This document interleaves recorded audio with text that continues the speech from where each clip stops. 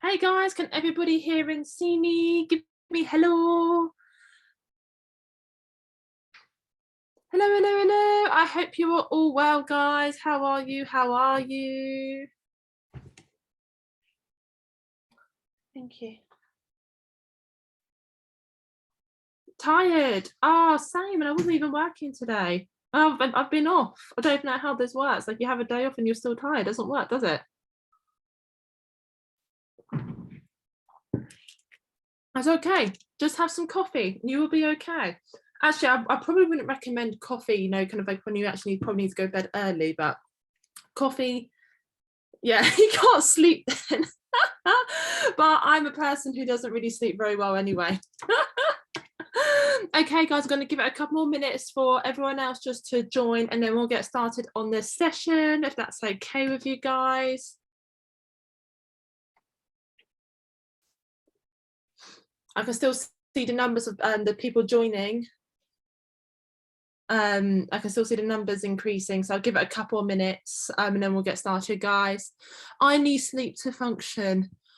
Yeah, I was like that too, and then it got to the point where I no longer need sleep to function, which is not healthy, but that's just me. I think it got through to so many years of insomnia and my brain's like, just need 2 hours sleep and I can still function. I done my GBHC exam. I done my GBHC exam on no sleep, and I still passed. I don't know how, but somehow I did. 114 days to the exam, so I'm scared. Oh, honestly, I understand how scared you feel, 1000%, because I was exactly the same. Okay, but when I look back, it's only when I look retrospectively, it's I look at the exam and I go, actually, it wasn't that bad, genuinely. But it's really hard to get yourself out of that kind of like that, and kind of like to get yourself kind of like out of that mindset, because naturally you are going to be scared. You're going to be really, you're gonna panic. Okay, I had so many meltdowns, I had so many breakdowns, and I cried so much during my pre-reg year. You know, kind of like it's hard. Okay, I know how rubbish the pre-reg year is, and it is rubbish, right? I think all of you can agree with me how rubbish the year is, but you will get there 100%. You will get there. Indeed, but you're smart. Honestly, darling, I'm really not. I do all sorts of really stupid things. I do really stupid things. And you guys are really clever. You've gone through 4 years, okay? You've gone through 4 years. You've done a master's degree, okay? You've done a master's degree in pharmacy. You will smash the exam. When did I start revising? There's also a YouTube video of me being kind of like really overly excited and happy and about kind of like what I done during my pre-reg year. But I started, like, I can't say that I started revising from day one. Like, I was learning kind of like on the go from day one, and that helped me a lot. And I had a timetable. Having a timetable is key for your revision, guys. 100% having a timetable. Okay, but you know, kind of like, you will get there. Okay, and I'm more than happy if you want to reach out to me on Telegram. If you want to reach out to me, you can reach out to me and we can talk more about it. I don't mind, okay, because I understand. Right, guys, I'm looking at the time. It's 4 minutes past 8 and we need to get cracking lacking, because today, guys, we are going to be going through controlled drugs. Okay, so we've covered the boring introductory chapter of core concepts and skills. Okay, we've done the professional issues, P and POM medicines, wholesale dealing, veterinary medicines. Okay, and now we've actually come to start on controlled drugs. Okay, controlled drugs is quite a chunky chapter. Okay, so it's going to come across to essentially kind of about 2 weeks, this week and next week. Whatever we don't cover this week, it will get covered next week. Okay, I'm not going to throw loads of information at you today because I don't want to be overwhelming you. It's the last thing that you need after a long day at work. Okay, so there will be lots of things. There'll be another interactive session, but I'm not going to chunk the whole controlled drugs chapter all in one webinar, okay, and overwhelm you. That's not right. Okay, guys, Fantastic. So who is ready to smash out controlled drugs? Give me a yes. Give me a yes. Yes, we're getting yeses. Yes, yes, yes. Yes, yes, yes. Nice, nice, nice. Getting lots of yeses, and you're going to have a very hyper overactive tutor with coffee. Okay, guys. Okay, so let's go through to the boring part first of legislation. Okay, so the legislation which covers essentially the controlled drugs. We've got the Misuse of Drugs Act 1971. This covers the prohibitions on possession, supply, manufacture, importing and exporting of controlled drugs. Okay, and we also have kind of like the Misuse of Drugs Regulations, kind of like 2000 as well, which is kind of like more consolidated, kind of like up-to-date legislation. Okay. We have Misuse of Drugs, Safe Custody Regulations 1973. Basically, this tells you in a nutshell which drugs go in your CD cabinet, which drugs do not go in your CD cabinet. Okay, this gets covered in next week and not in today's lecture. We've also got the Health Act 2006, and in the Health Act 2006, it introduces the idea of the accountable officer, which is going to be something we're going to be covering next, guys, and to ensure that there are standard operating procedures in place for using and managing CDs. Okay, so guys, what is a CDAO? What is an accountable officer?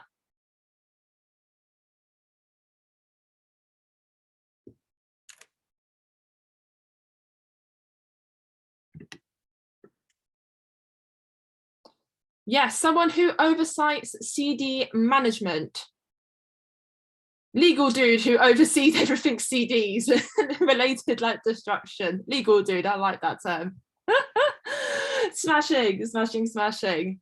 Yeah, okay, yep. So who witnesses CD destruction? Yeah, we're getting there. Fantastic, fantastic, guys. Okay, so a controlled drug accountable officer is essentially, as someone stated in the comments, is your legal dude, okay? And your legal dude is responsible for supervising and managing the use of controlled drugs within the organization, okay? They have a variety kind of like of job roles. So this is going to include monitoring and auditing the management of your controlled drugs to ensure systems are in place for recording concerns or any potential incidents. So let's say, for example, if that was a dispensing error on a controlled drug, let's say, for example, you gave 56 sorts of code and rather than 28, you know, kind of like they need to be involved in that. They need to appoint authorized witnesses to destroy your expired Schedule II controlled drugs within the pharmacy. Okay, and the top tip, we'll cover this next week, but a GBHC inspector can also act as a witness, fun fact. And essentially kind of like your accountable officers also are responsible for the submission of occurrence reports. Okay, so essentially kind of like who actually appoints the controlled drug accountable officer. It could be NHS England, it could be hospital trusts, private hospitals, hospices, etc.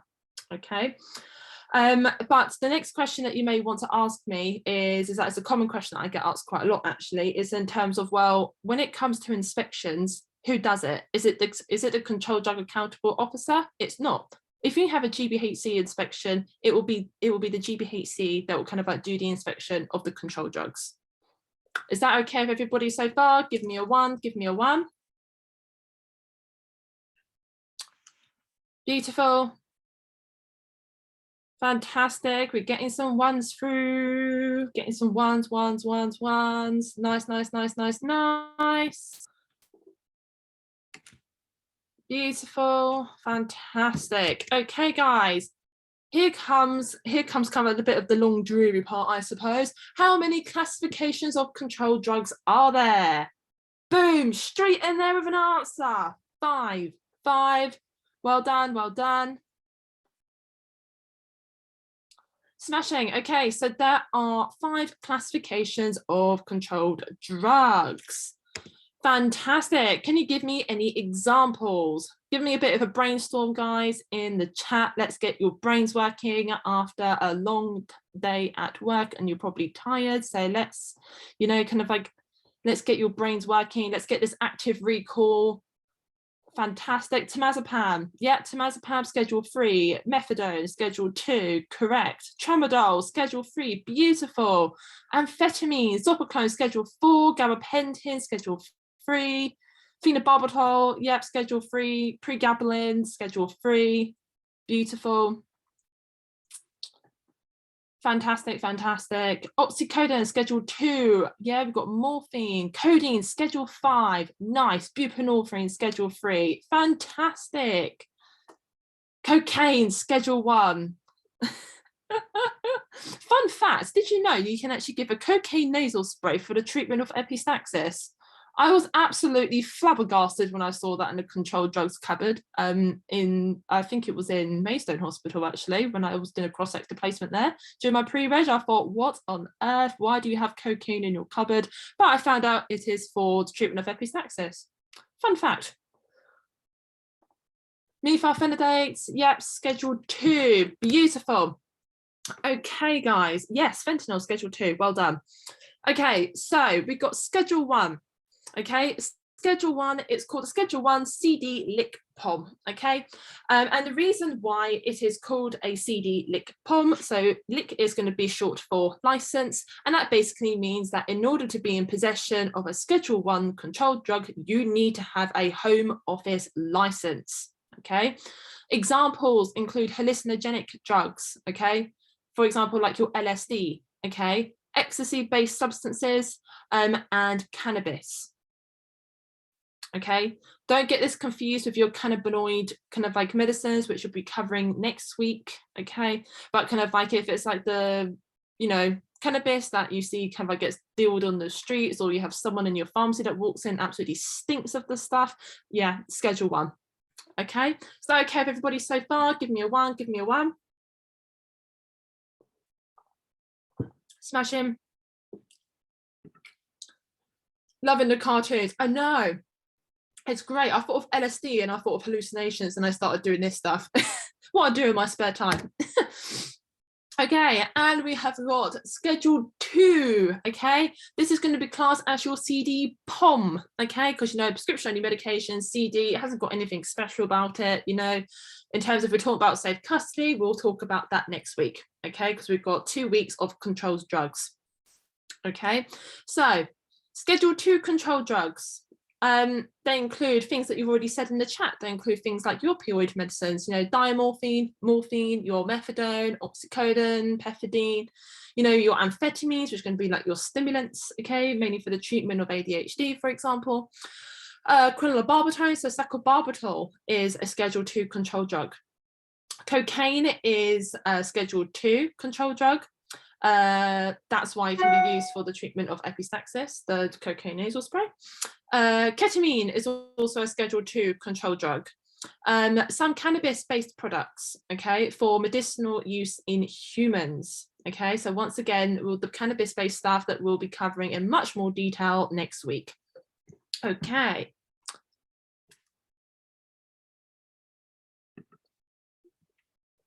Okay, guys. So, schedule 3. Schedule 3 controlled drugs, this is going to be your CD no register POM, okay? It's called a schedule 3 CD no register POM. It's because unlike your schedule 2 controlled drugs, you do not need to enter these in your CD register, okay? But you do need to keep your invoices for 2 years, okay? So medicines which are classified in your schedule 3 controlled drugs, they're less likely to be misused, they're slightly less harmful. So this includes things like your buprenorphine. Okay, other examples of schedule 3 controlled drugs, like you've already said in the chat, guys, is going to include like your barbiturates, but remember your sacubitril is a schedule 2 controlled drug.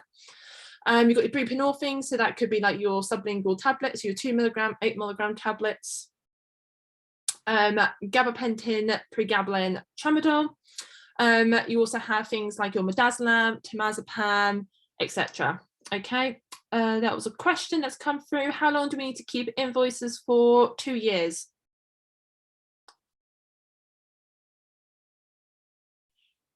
Okie dokies. Okay, so Now going on to our schedule 4 controlled drugs. Okay, these are kind of like split into 2 parts. It's called a CD benz and anab, anab, sorry, and anab pom. Okay, and so the reason why it's called this is it's split into 2 parts. Part 1 is going to be your benz, which is going to be like your benzodiazepines. Okay, and your part 2 is going to be for your anabolic steroids. Okay, so part 1 is going to be terms kind of like your benzodiazepines, except for your temazepam and midazolam, because they are going to be Schedule 3 control drugs. Sativex is also a Schedule 4 Part 1, but also in part of your Schedule 4 Part 1, we have got our Z drugs, which are the non-benzodiazepine hypnotics. So, for example, zolpidem and zopiclone. Part 2, controlled drugs.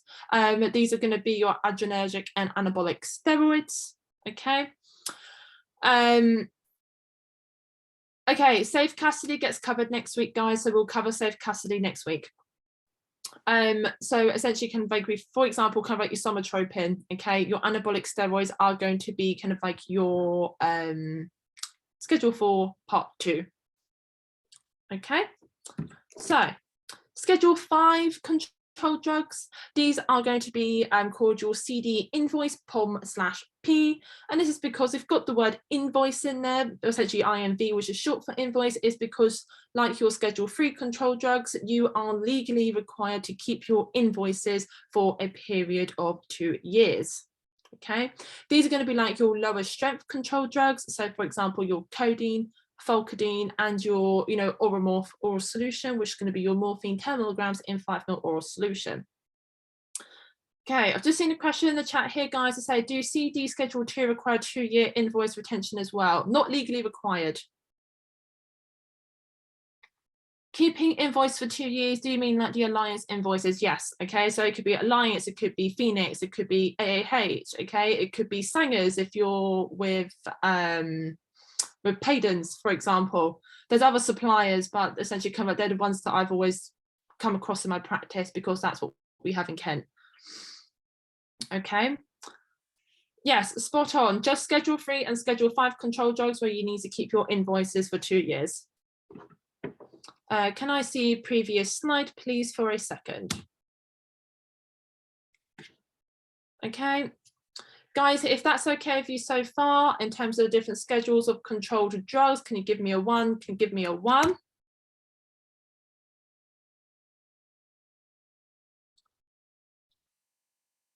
Yes, fantastic, fantastic. Okay, so I have seen some quick questions in here. Why would you keep the CD3 invoice but not CD2 high-risk drugs? I suppose because you have to do a CD register entry for your Schedule 2 control drugs, okay? And let's face it, it's professional for you to keep your invoices for your Schedule 2 control drugs, because that's going to help you with your balance checks.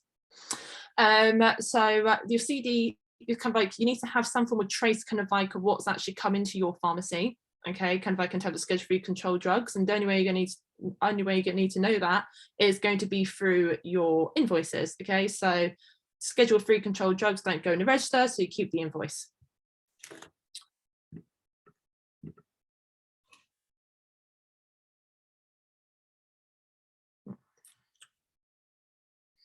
Yeah, so you only keep your invoices. The legal requirement is that you keep your invoices for Schedule 3 and Schedule 5 control drugs for 2 years. The others are not a legal requirement. But that doesn't mean you throw your CD2 invoices in the bin. Personally, professionally, it's good to keep your invoices for Schedule 2. So if you have a CD discrepancy, it's easy to go through your invoice and see what the problem is. Okay, so no, guys, again, the only invoices which you legally keep, which is a legal requirement, is Schedule 3 and Schedule 5. Okay, that's what you need to know for the exam. The legal requirement is Schedule 3 and Schedule 5 control drugs. You need to keep the invoices for 2 years. That is the legal requirement. That is what they will probably ask you in the exam. Kind of like they will ask you about legal requirements, okay, in the exam. Okay. So, quick revision tips. Generally, the stronger the drug, okay, the more potential for abuse, so lower the schedule number, okay? So let's say, for example, kind of like ecstasy is a strong drug, has loads of abuse potential, so hence why it's a Schedule 1, okay? So kind of like lower the schedule, kind of like i.e. lower the number, okay? So like Schedule 1 rather than the Schedule 5, for example, okay? Drugs which have no therapeutic use, okay, will probably most likely going to be a Schedule 1 controlled drug, okay? If it doesn't have a therapeutic use, it has potential for abuse and it gets all right into a Schedule 1 controlled drug, okay? Opioid-based painkillers are going to be across your schedules of 2, 3, and 5, okay? And essentially kind of like what is quite good is that get involved in your pharmacy in terms of controlled drugs. Do you enter your controlled drugs into the register? Do you do your balance checks? Okay, do you dispense controlled drugs? Okay, sometimes if you go into your CD cabinet, it's kind of like it's very easy kind of like to visualize what's in your cabinet, and also it will help you to remember in terms of your safe custody. Okay, it will help you to remember what drugs belong in the CD cabinet, which don't. Okay, so essentially kind of like it's another way of actually kind of like learning on the job, guys. Okay.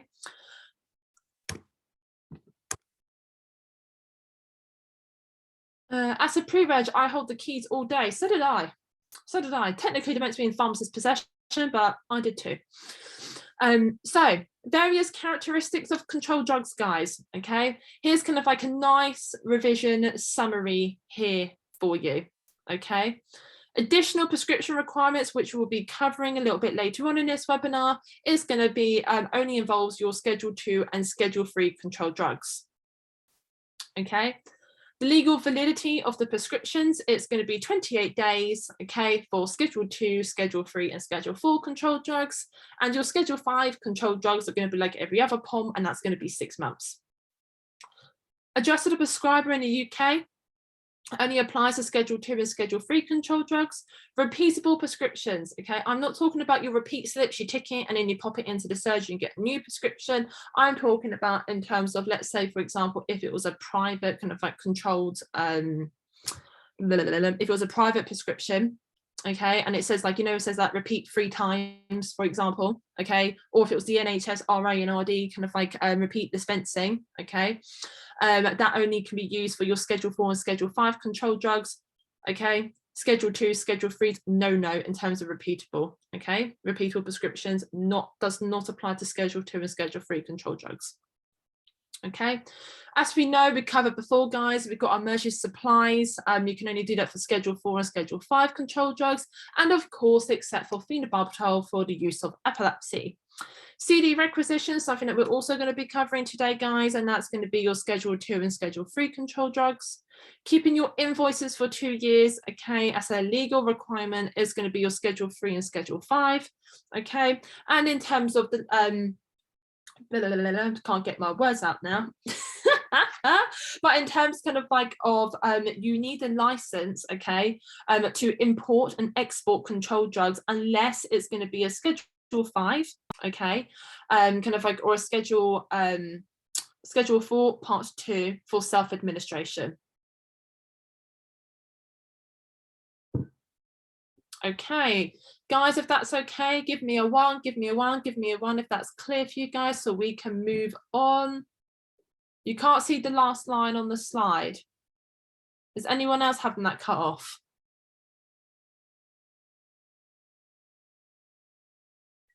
Okay, so you need a license, okay, that I had a question in terms of, can you repeat the last one, please? Okay, so you need a license, okay, to import and export controlled drugs, but not if it's a Schedule 5 and or a Schedule 4 Part 2 controlled drug for self-administration. Yeah, if it's not for self-administration, then you need a license. Okay. Okay, when it comes to emergency supplies, okay, kind of like, guys, we covered that in our emergency supply webinar.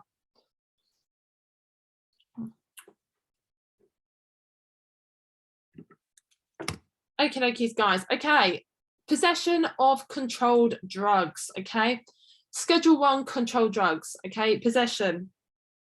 You don't have them.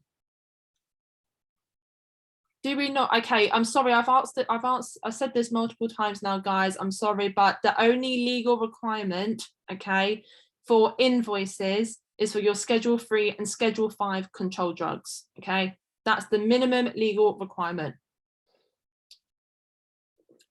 Okay, so Schedule 1 controlled drugs. Okay, talking about possession, I've also spotted that I can't spell in my title, but never mind. Okay, in order for you to actually be in possession of a Schedule 1 controlled drug, you must have a home office license. Okay, but there are exemptions for pharmacists. Okay, and the two exemptions are these: if you are actually going to be destructing, okay, if you're going to be destroying that Schedule 1 controlled drug, okay, or handing it over to a police officer, okay. Often, you know, kind of like parents will come into the pharmacy and they'll hand you illicit drugs that they found kind of like in their kid's bedroom, okay. You do not hand it back whatsoever, absolutely not.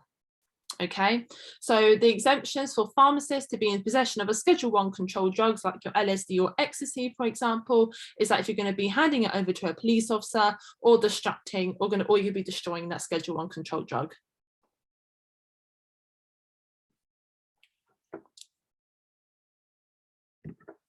Okay. Side note, do we need to tell the police who gave it to us legally? I've never been in that experience, but I'm sure they will probably ask you.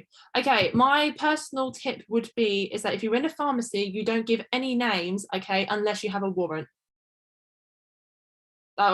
Yeah.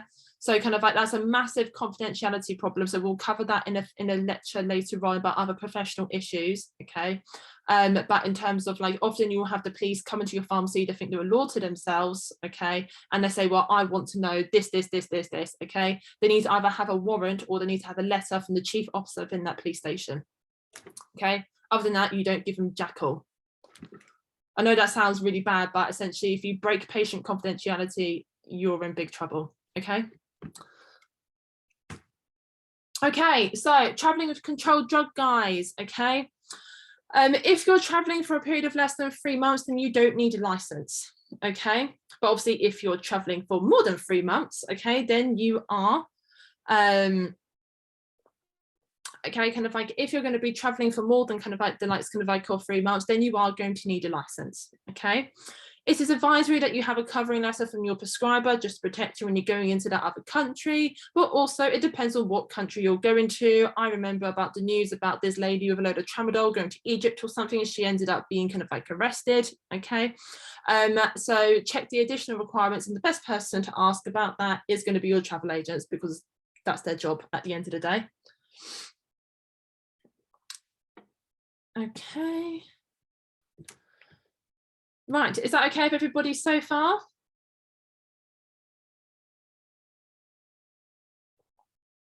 Smashing, smashing, smashing, smashing. Very clear, beautiful, beautiful, beautiful. Fantastic. Okay, guys. Guys, what is a controlled drug requisition? Exchange of CDs, yeah. Pretty much, yeah.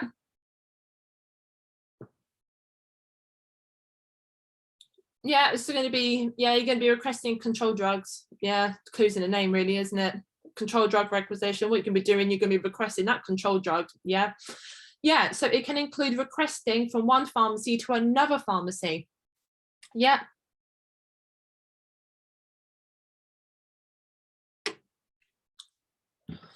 Okay, so essentially kind of like a controlled drug requisition form, okay? It is a standardized form, okay? And essentially it allows the supply of Schedule 2 and Schedule 3 controlled drugs to other professionals without a prescription. Okay, so examples could be to obtain stock from another community pharmacy, okay? Or whether to obtain that controlled drug for use within the practice or surgery.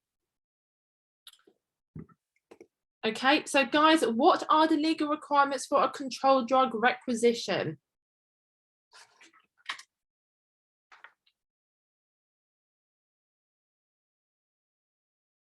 Yeah, we've got name of recipient, signature, address, purpose, profession,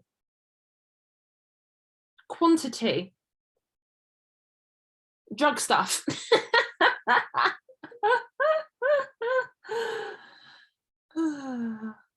Yeah, it needs to have the total quantity of the drug, that's correct. Okay, guys, okay, remember it's P-pants, okay? So your legal requirements for your controlled drug requisition, just imagine P-pants, someone wetting their pants, you know, they couldn't hold their weed, for example. Just remember it's P-pants, okay? So we need to know the profession or the occupation of that individual, okay? We need to know the purpose of that controlled drug requisition as well. We need to have the address of the recipient, okay? Yeah, we need to have the address of the recipient. We also need the name, the total quantity of the drug, and the signature. Is that clear for everybody so far?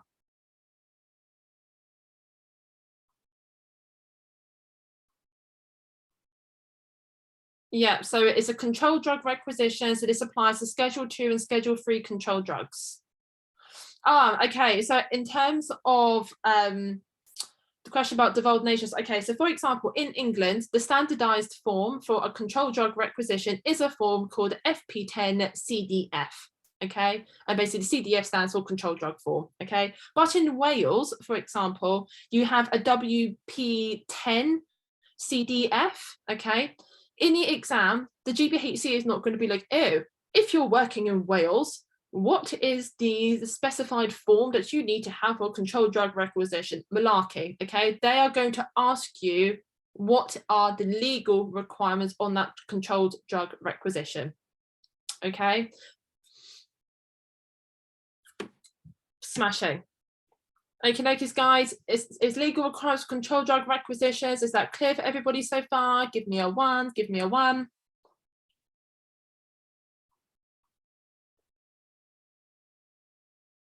Fantastic, we're getting 1s through, we're getting 1s, beautiful.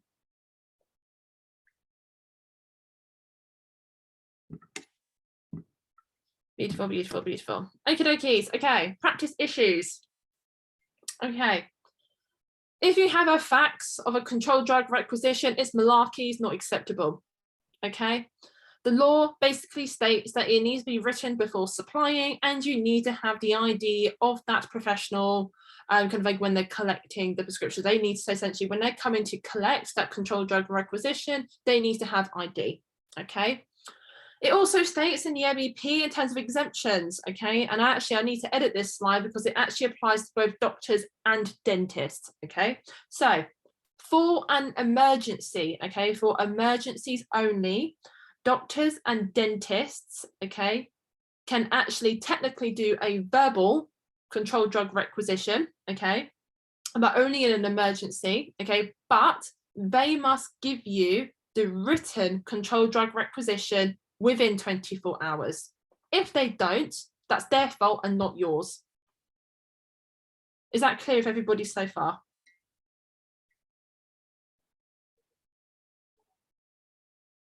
Yeah, fantastic. Is that clear for everyone else? Smashing.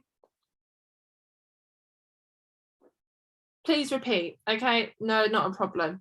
Okay, so doctors and dentists can do in an emergency only. They can call you up and say, it's an emergency, I need this drug, that drug on my controlled drug requisition, okay, and you give it to them, but only for an emergency, okay, but they must give you the written requisition within 24 hours. Okay, does that make sense? So essentially in an emergency, they can technically have the power for both doctors and dentists to say, right, it's an emergency, it's verbal requisition, okay, I am then going to give you a written requisition within a 24-hour period.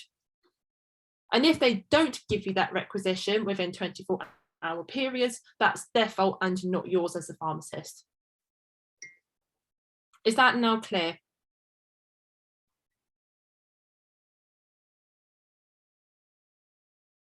What if they deny?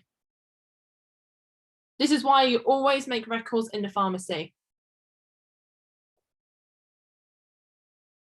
So the controlled drug requisitions applies to Schedule 2 and Schedule 3 controlled drugs.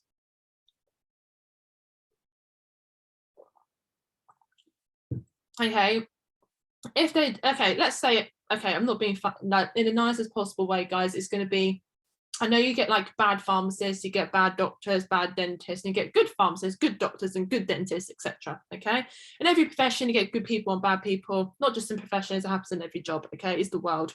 The world is full of good people and bad people. Okay, so if you have someone asking you for an emergency controlled drug requisition, okay, and it was verbal, okay, you basically kind of like sort of harass that person and you get every single detail and you make a record, okay? Because my top tip for you, if it's not written down, if you do not write it down and you do not make a record, okay, it didn't happen, okay?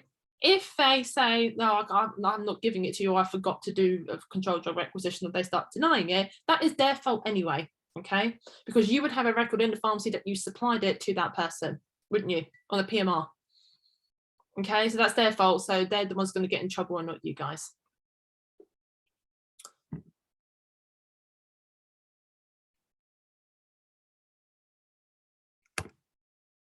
Okay, so if you have a controlled drug requisition, if you are faced with a controlled drug requisition, okay, it's needed for Schedule 2 and Schedule 3 controlled drugs, okay? You process it, you mark the requisition form, you give the supplier's name and address, okay? That you send your original requisition off to the relevant NHS agency, okay? So it'll be the NHS BSA, so the NHS Business Service Authority. You keep a copy of the controlled drug requisition for 2 years, okay? And if it's a veterinary controlled drug requisition, you keep the copies for 5 years.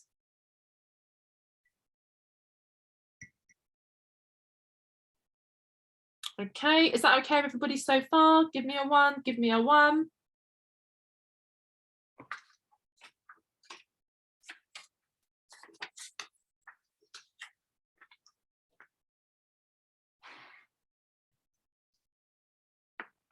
Yeah, so is it sent with end of month? Yeah, you can send them off at end of month. Okay, yeah, controlled drug requisitions, okay, you send the original off to the NHS agency, as it says in the slides, guys, you send it, the original, off to the NHS agency, okay, and you keep your copy for 2 years. If it's a vet one, you keep it for 5 years.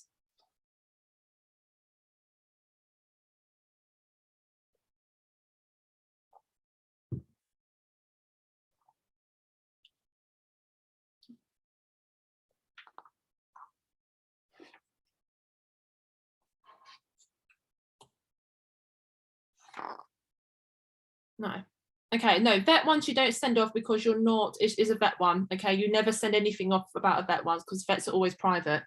Okay, if it's hospital and the hospital pharmacy is a part of it, okay, so yeah, if it's a part of the same legal entity, okay? If you're working in a hospital and you have a hospital pharmacy and they're part of the same legal entity, you don't need a controlled drug requisition, okay? If it's a different legal entity, then you do need a controlled drug requisition.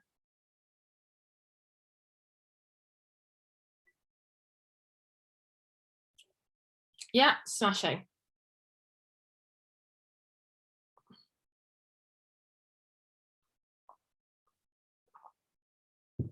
Okay, is that clear for everybody so far? Okay, give me a 1, give me a 1.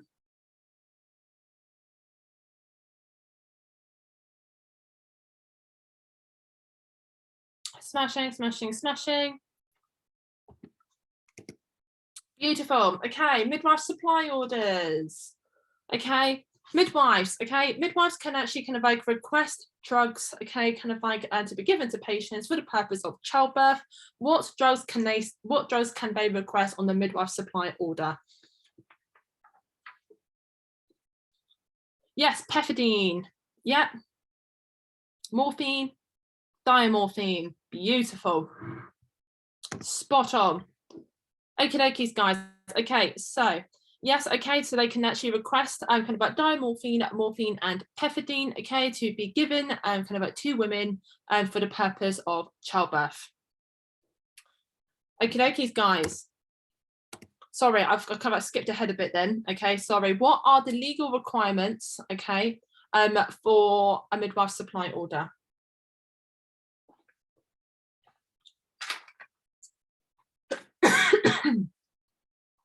Yeah, occupation, which is actually mad. When I was a pre-reg student, I always think like, why do you want an occupation of a midwife? Obviously, it's going to be midwife, but that's just me and my sarcastic brain. Yeah, you're going to need the profession, you know, name and address, you know, drug name, the purpose. Pee pants. Smashing. Okay, this one I've actually put in pants. Okay, so not quite the pee pants, but I put in pants. Okay, because okay, you're on the midwife supply order. The order must contain the following information. Okay, so name and the occupation of the midwife. Okay, purpose kind of like the supply order. Obviously, that's going to be for the purpose of childbirth. Okay, no pants. Sorry, that made me laugh. So we've got N is going to be for name and occupation of midwife. P is going to be for purpose. Okay. N is going to be for name of the person to whom the seed is going to be given to. T is going to be for total quantity kind of like of the drug. And S is going to be signature of the appropriate medical officer. Okay. The medical officer who has the supervision over the midwives. Is that clear with everybody so far?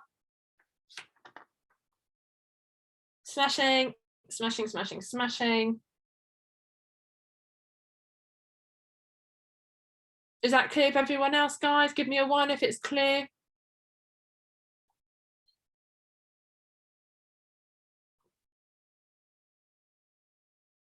Oh, sorry. I wanted to have something similar. Okay. A stands for nothing, hence why I minimized it. Okay. I want to do P pants and N pants.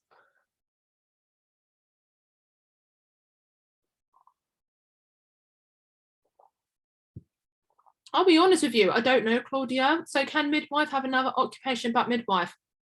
I'll be honest. I don't know. I didn't know, to be honest, in terms of paramedics, there's different levels of paramedics. You have A, AA, AAA paramedics. They reminded me of like those batteries. And I thought, wow, I had no idea there was all these different levels of, I had no idea there's all these different levels of paramedics. Like you don't realize, okay, it's like good interprofessional learning, right? Because you don't realize, you don't realize kind of like how in-depth another profession is unless you learn from an individual. So what a midwife can do apart from, you know, the only obvious thing that I can think of in my brain is actually kind of like helping mothers birth their children. Okay, I don't know what else they can do, I'll be honest. Okay, I would love to know. Okay, and I'm sure there's all sorts of different rankings of midwives like there is of paramedics. Batteries. Oh, I'm sorry. It's like, you know, it was like an interprofessional day at university, right? And then like this guy was talking about there's an A battery. There was like A battery. Oh my god, I just said it now. There's like an A farms, an A paramedic, and AA and a AAA, and there's like this level and this level. And I was like, wow, they're like the batteries. It just reminded me of that little advert of the rabbit. I was like, that's so impressive, but so confusing at the same time. But anyway, guys, let's get back on topic instead of me digging myself a grave. Right, okay, so guys, midwife Duracell, that's the advert. Yeah. Oh, one of these days I'm going to get myself into trouble, honestly. So guys, midwife supply orders. Is that okay with everybody so far? Give me a 1, give me a 1. Let's get off the Duracell topic, please. Fantastic, amazing, amazing. Okay, right. Controlled drug scripts, guys. What's the legal requirements on a controlled drug prescription?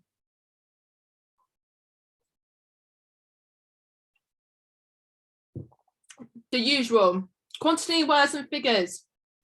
Yeah, patient address. Yeah, okay. Yeah, the address needs to be based in the UK for Schedule 2 and Schedule 3 controlled drugs, total quantity in words and figures. Amazing, amazing. Maximum 30-day supply. Yeah, maximum is a 30-day supply. Yeah, signature.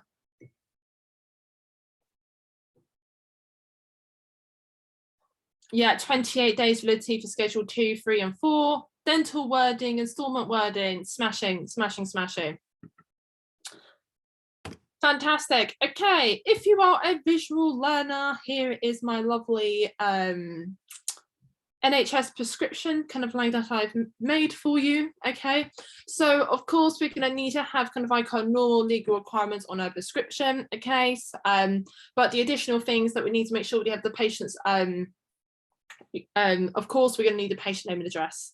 Okay.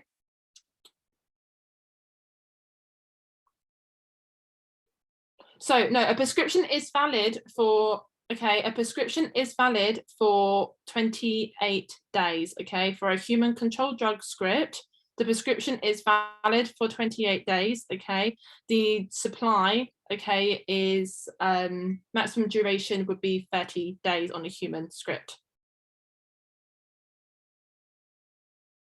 Yeah, okay, I'm glad that's clear. Okay, dokies.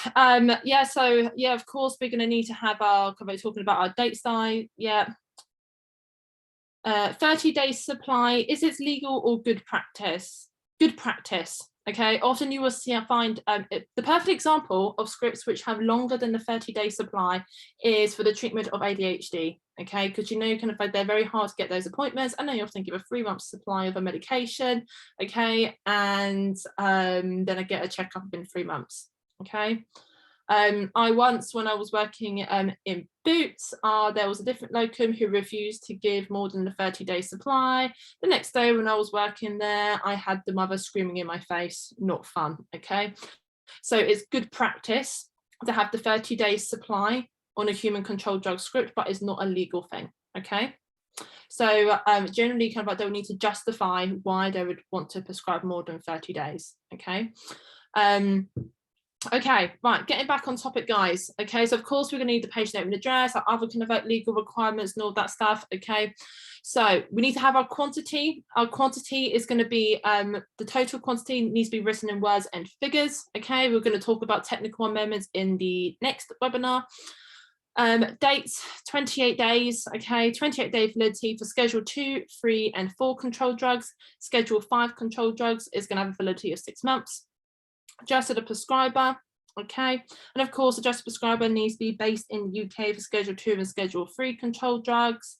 Yep, if it's a private, we need that private prescription identification number. Yep, fantastic. Okay, quantity prescribed 30 days, okay, but it's not legal. Okay, not a legal requirement. Okay, but it's a professional. Okay. If it's for a dental prescription, we need to have to say dental treatment only. If it's an installment prescription, we need to have that installment wording. So directions of that installment is going to be that legal requirement. And signature needs to be signed in indelible ink. But of course, we can now get our controlled drugs on our electronic system, okay, on our EPS.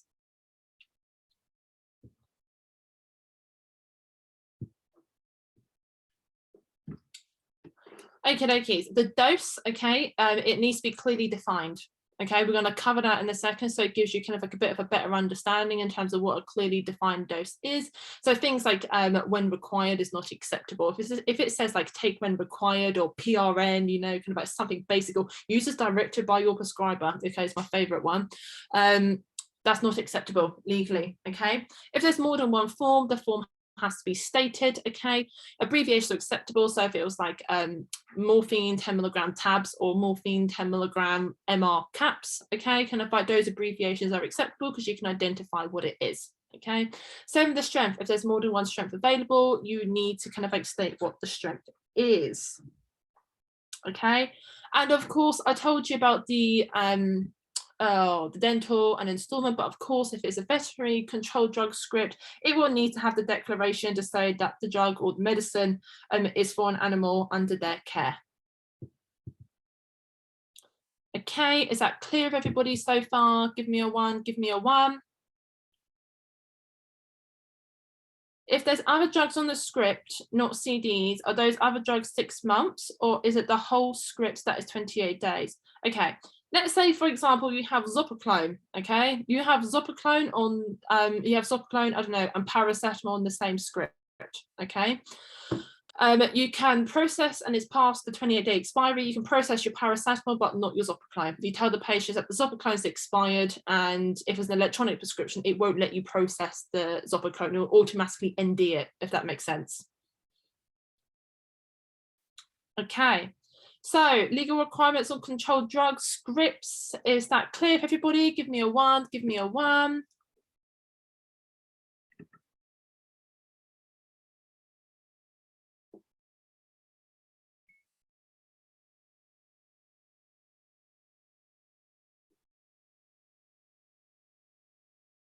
Okay, the additional prescription requirements are for Schedule 2 and Schedule 3 controlled drugs. So if you had a prescription for zopiclone, which is zopiclone is Schedule 4 Part 1, you do not need the total quantity written in words and figures. Okay, does that make sense? Yeah. Okay, guys, give me a 1. If that makes sense, guys, give me a 1, give me a 1. I need to make sure that you're all happy before we can move on. Beautiful. Fantastic. And I have to apologize for me slurping my drink during the webinar. I'm so sorry. I'm absolutely shattered. Okay, guys, here is your revision table. Okay. Thank you. Fox and Ivy is my cup, okay, from Tesco's, and I got it in the sale for £2. Okay, anyway, back on topic. Talking about legal requirements kind of like for a CDE prescription. Here is your revision table, guys. Okay, so hopefully that can make your revision a little bit easier. So if you're a table person, here is your revision table. Okay, if you are a visual learner, you have got your visual diagram kind of like on the previous slide. Okay. Fantastic. Common mistakes in the exam, guys. Okay.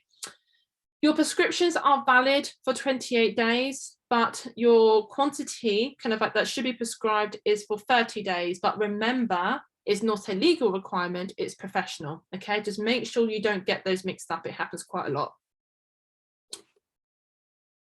Okay, guys, is that all right, guys? Okay. What is the legal dose on a CD prescription? Can you give me some example, guys? Things that you've seen in your practice, okay?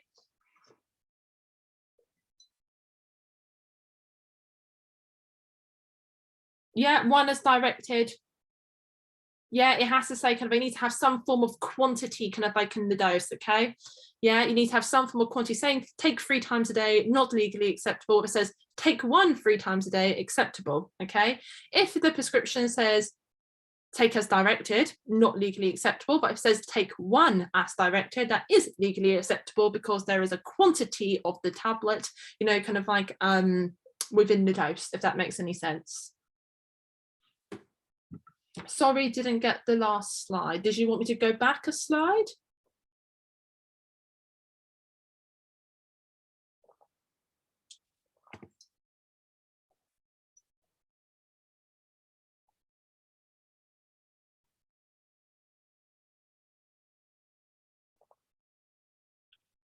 Okay, is that okay now? Can I move on?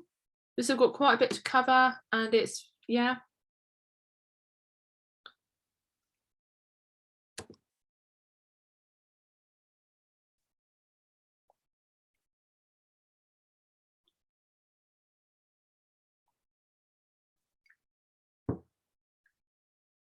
Okay, guys, okay. Fantastic. You give me you give me things like not PRN, fantastic. Okay, the dose on the prescription, it needs to be clearly defined. Okay, the dose itself does not need to be in words and figures. That is your total quantity of the drug. Okay.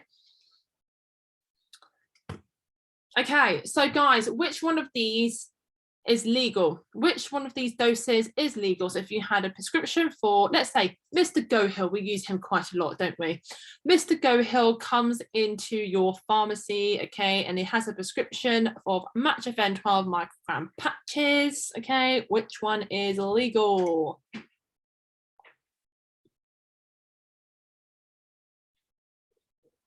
Smashing, we're getting lots of 5s, lots of 5s. Smashing. That's correct. That's perfectly, number 5 is correct. Apply 1 patch every 3 days, perfect legal. Okay, it's nice, clearly defined dose. Okay. Okay, the others are not legal. Okay. Fantastic. Okay. Let's say Mr. Gohill now brings in some diamorphine 5 milligram powder for solution for injections. Okay, which one is legal?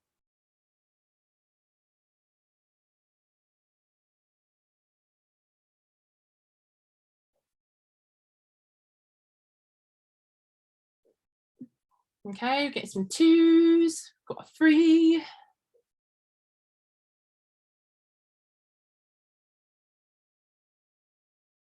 Yeah, getting 2s and 3, 2 and 3.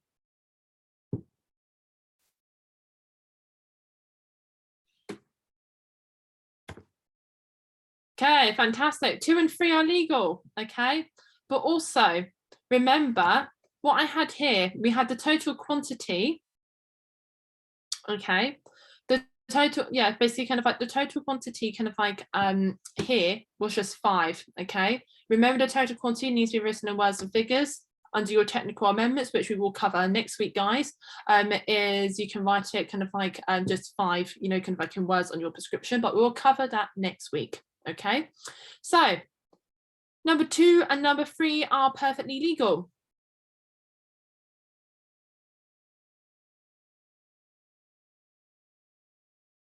Okay. Okay, 3 has no frequency of administration. That's correct, it doesn't, okay? So things to be aware of as a pharmacist, okay, the wording may be legally correct, but you also need to think about clinical suitability as well. Okay, doesn't necessarily mean to be clinically appropriate, yeah.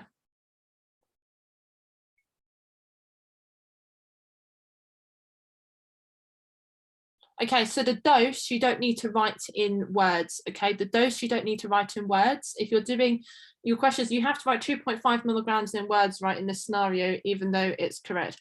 Okay, the 2.5 milligrams, the dosage, you don't need to write in words and figures, okay? That's only the quantity. Yeah? Smashing. Okie dokies, guys. Quiz. Okay, are you guys ready for a quiz? Are we ready for a quiz?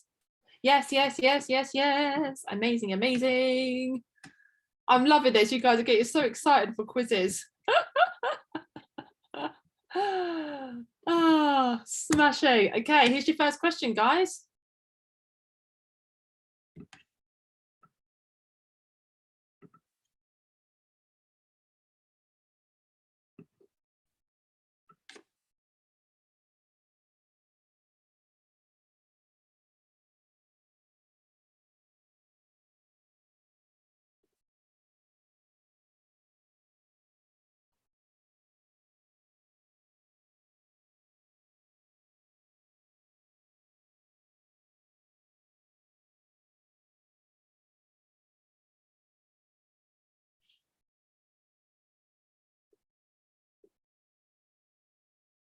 Fantastic. We're getting lots of answers through, guys. Lots of answers through. We're getting loads of D's, loads of D's, loads of D's. Amazing, amazing. Fantastic. Okay.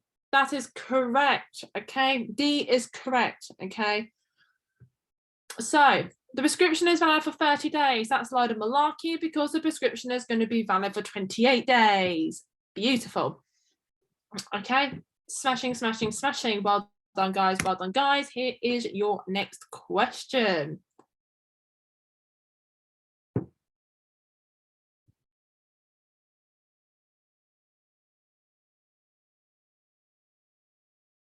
Fantastic. We're getting loads of these answers through.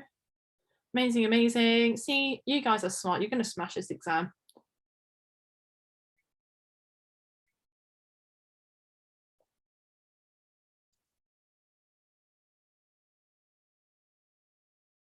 Are these GBHC questions? Okay, I do not write questions for the GBHC, but I do GBHC style questions, okay? Even how I set out the questions, which part is bold, which part is in capitals, okay? I have it styled exactly the same.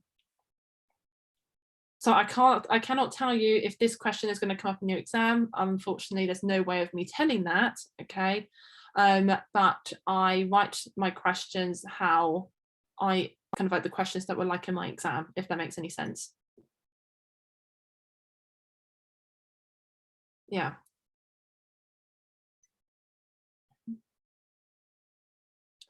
Okay, yeah, smashing. Okay, well done, guys. The correct answer here is diamorphine. Okay, so remember, diamorphine, morphine, and pethidine is what we can give for a midwife supply order for the purpose of childbirth. Okay, amazing, guys. Here's your next question.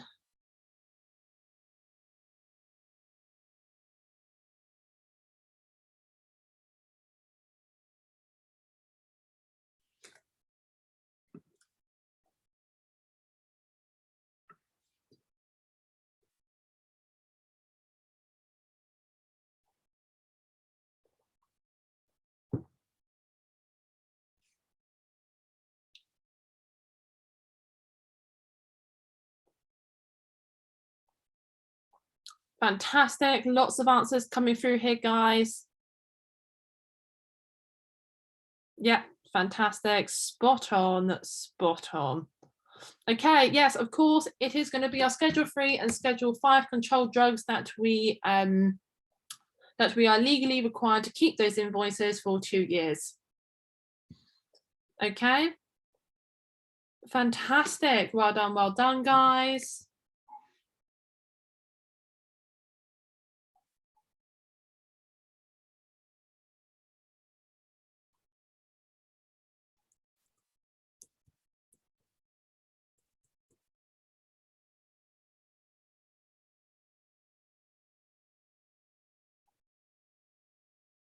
Lots of answers coming through, smashing, smashing, smashing.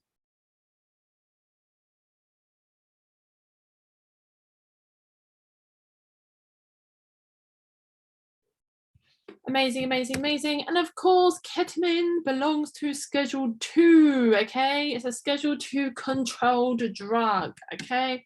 Smashing, smashing, smashing. Okay, guys, here is your next question.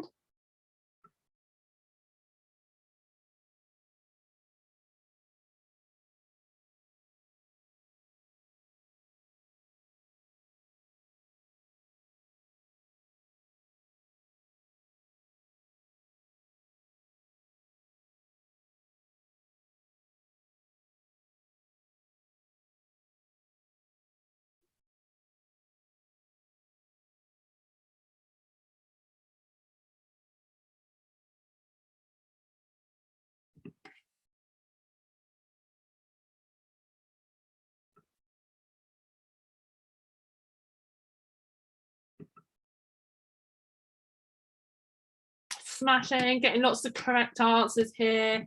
Oh, Mia, you're spot on. It's signature of the medical officer and not the midwife. Yep, spot on.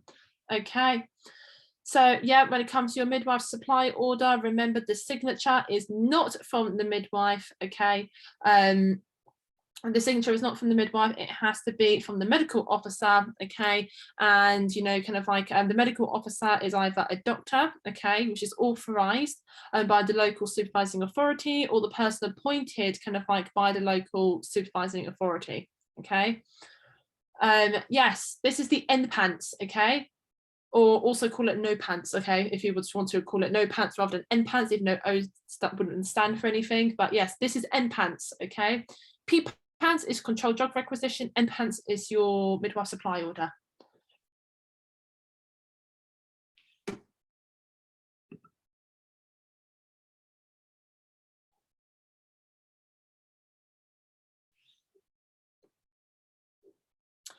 Okie dokies, guys.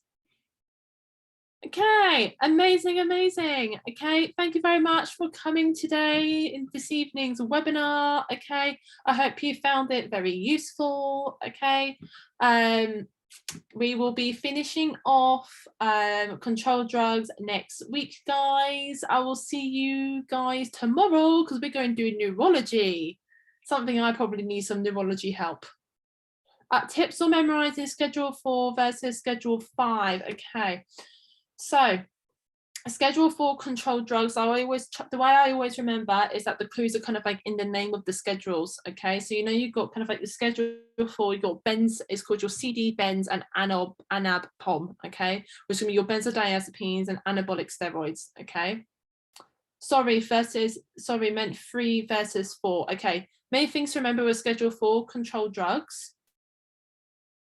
Okay, for Schedule 4 controlled drugs, they're going to be your benzodiazepines. Okay, so like your diazepam, lorazepam. There's only a couple of exceptions. Yeah, like temazepam. Okay, for example, that's the exception. That's going to be a Schedule 3 controlled drug. Okay, your Z drugs. Okay, and your anabolic steroids. Okay, they're going to be your Schedule 4s.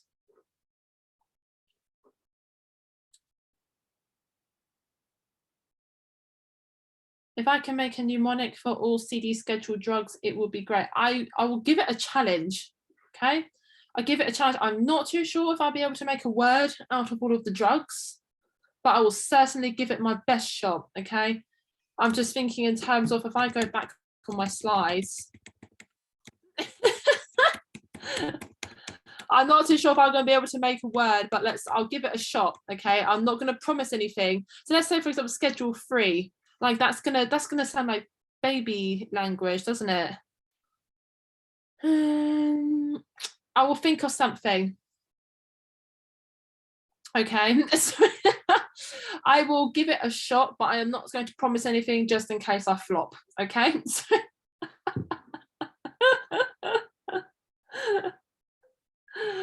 Okay, guys, I hope you all have a nice evening. Enjoy the rest of your evening, guys. I will see you tomorrow for neurology. I'll probably be just as hyper, kind of like as I am now.